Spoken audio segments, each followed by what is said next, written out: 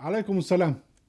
أهلا وسهلا بكم أحبتي، هذه الحلقة رقم 605، ولا زلنا في الصراع الديني الحربي بين الحجاج وشبيب الخارجي. وهنا نتوقف مع يعني أدلة أخرى على أنها حرب دينية شيطانية، منها استعمال لفظ الجلالة. يعني خالد بن عتاب قال للحجاج يعني سيبني أن أنا أحارب شبيب. فخرج معه جماعة من الكوفة وقصد عسكرهم من ورائهم، يعني عسكر شبيب، فقتل مصادا أخا شبيب، وقتل امرأته غزالة، وحرق في عسكره. يعني الأستاذ اللي هو خالد بن عتاب قتل أخو شبيب وقتل غزالة لامرأة شبيب. ولما جاء الخبر للأستاذ الحجاج كبر الحجاج وأصحابه، قال لك الله أكبر، يعني كل واحد منهم شاف نفسه على الحق. وعندما جاء الخبر بغرق شبيب في نهر دجيل، صح سفيان قائد جيش الحجاج بالتكبير. تقول رواية كان أهل الشام فتنصحوا الخبر الشعفي فقال إن رجلا منهم وقع في الماء فنادوا بأنهم غرق بالمؤمنين. فلما عرف بقى أن الغريق ده هو شبيب، تقول رواية فكبر سفيان وكبر أصحابه، قالوا الله أكبر.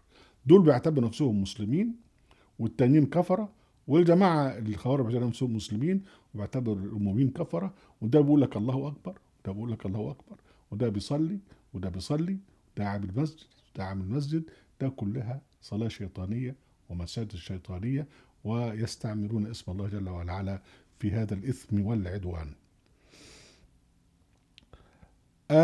بعد كده الحجاج بعت حبيب بن عبد الله في 3000 فارس في أثر الشبيب، يعني رواية تانية. وقال له احذر بياته، يعني ما اوعى تخش عليه بالليل يكون مستعد ليك. وحيث لقيته فانزل له، فان الله تعالى قد فل حده وقصم نابه. شو بقى؟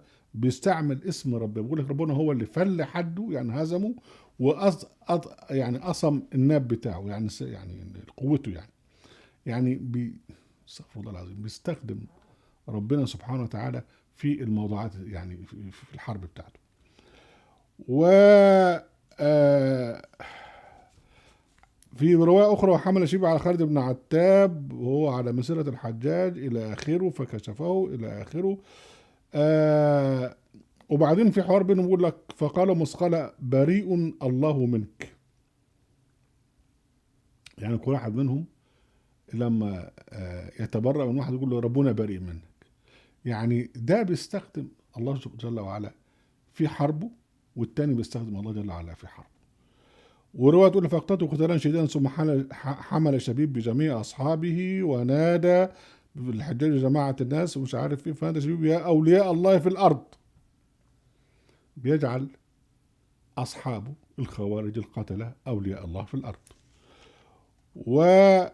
وشبيب بيقول عن القتال بتاعه ما أشد هذا الذي بنا لو كنا إنما نطلب الدنيا وما أسر هذا في جانب ثواب الله عز وجل. يعني بيعتبر جهاده وقتله للناس ده ثواب عند ربنا سبحانه وتعالى. وواحد نصح الحجاج في نصيحة في زي حارب، فقال الراجل ده اسمه زهرة ابن حوية. فالحجاج قال له جزاك الله خيرا عن إسلامي وأهلي في أول أمرك وآخره فقد نصحت. جزاك الله عن الإسلام وأهله. كل واحد منهم بيحتكر الإسلام لصالحه، وبيحتكر ربنا لصالحه، وبيحتكر المسجد لصالحه، وبيحتكر الصلاة لصالحه، ويتهم الآخر بالكفر.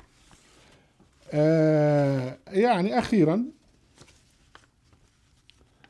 لما شريف وصل لقصر الحجاج ثم تقول رواية ثم دخل وجاء حتى ضرب باب القصر بعموده ثم خرج الكوفة فنادى الحجاج وهو فوق القصر يا خيل الله اركبي.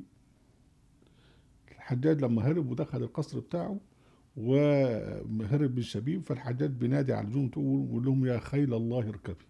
يعني الخيل بتاعت الحجاج اصبحت خيل الله. كل واحد منهم بيحتكر ربنا، استغفر الله العظيم. اذا الصلاه بتاعته صلاه شيطانيه، والمسائل بتاعته المساجد الشيطانية، وهذا ينطبق على الحجاج الأمويين وينطبق على الخوارج. أهلا وسهلا بكم أحبتي ونرجوكم لحظات قرآنية في قناة أهل القرآن وفي موقع أهل القرآن. لا تنسوا المشاركة بشير ولايك، وعليكم السلام.